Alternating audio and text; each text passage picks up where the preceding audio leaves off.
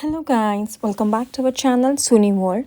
ఇవాళ ఈ వీడియోలో నేను చాక్లెట్ ఐస్ క్రీమ్ని విప్పింగ్ క్రీమ్తో ఎలా చేయాలి అని చూపిస్తున్నాను. అండ్ ఇక్కడ నేను కోకో పౌడర్ని యూస్ చేస్తున్నాను.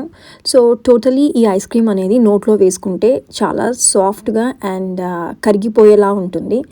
మా బాబుకైతే చాక్లెట్ ఐస్ క్రీమ్ అంటే చాలా ఇష్టం. సో రెగ్యులర్గా నేను ఇదే మెజర్మెంట్స్తో చేస్తూ ఉంటాను ఈ ఐస్ క్రీమ్ని.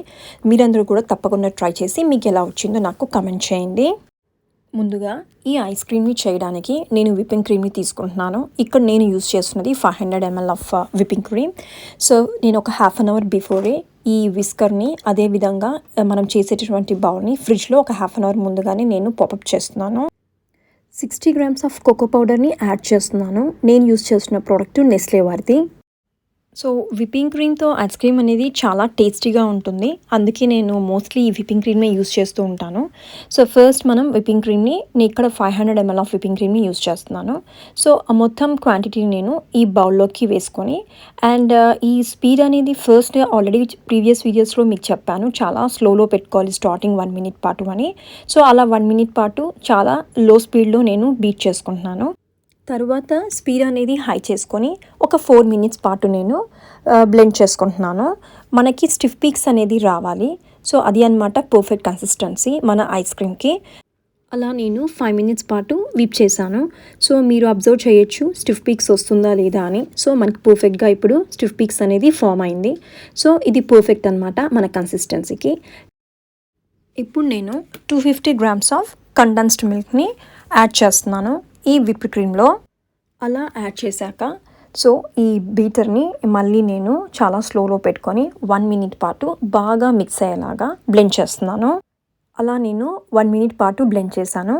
ఇప్పుడు 60 grams ఆఫ్ కోకో పౌడర్ని ఈ మిక్స్చర్లోకి యాడ్ చేసుకుంటున్నాను. అండ్ ఇది సిమ్లో పెట్టుకొని బ్లెండ్ చేయండి, లేదు అంటే మొత్తం ఎగురుతుంది. స్పీడ్ ఎప్పుడు స్లోలోనే పెట్టుకోండి. కోకో పౌడర్ కానీ షుగర్ని కానీ ఎప్పుడైనా యాడ్ చేస్తున్నప్పుడు మాత్రం, లేదంటే మొత్తం స్ప్రెడ్ అయ్యే ఛాన్సెస్ ఉంటుంది.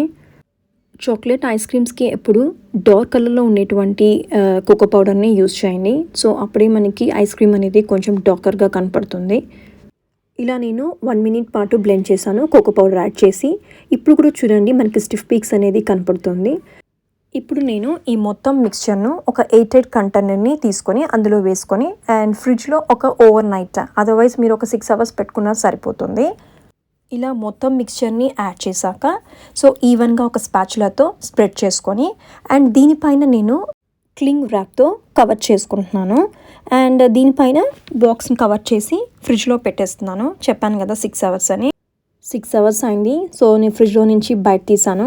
సో మీరు తీసిన వెంటనే కనుక ఐస్ క్రీమ్ని స్కూపప్ చేస్తుంటే చాలా కష్టంగా ఉంటుంది. అట్లీస్ట్ ఒక 10 to 15 minutes అనమాట, డిపెండింగ్ ఆన్ ద వెదర్ బట్టి మీరు వదిలేసారంటే కనుక, తర్వాత స్కూపప్ చేశారంటే కనుక షేప్ అనేది చాలా పర్ఫెక్ట్గా వస్తుంది.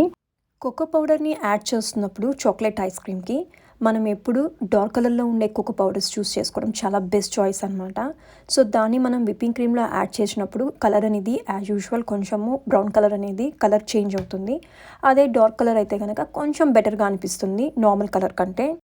సో మనం చాక్లెట్ మిక్స్చర్ని ప్రిపేర్ చేసుకున్నప్పుడు అందులో కొన్ని చాకో చిప్స్ని యాడ్ చేసామంటే కనుక అండ్ పిల్లలకి ఇచ్చినప్పుడు వాళ్ళకి తినడానికి చాలా ఇష్టం అవుతుంది. అండ్ తింటుంటే కొంచెం క్రంచీగా ఉంటుంది, టేస్ట్ కూడా యమ్మీ ఉంటుంది. మీరు అలాంటి రెసిపీ కూడా ట్రై చేయొచ్చు. మీరు తప్పకుండా ఈ రెసిపీని ట్రై చేసి బాగా కుదిరిందంటే మీ ఫ్రెండ్స్కి షేర్ చేయండి. Thank you so much guys for watching my video. If you like my video, please like, share, comment and subscribe to my channel and don't forget to hit the bell icon.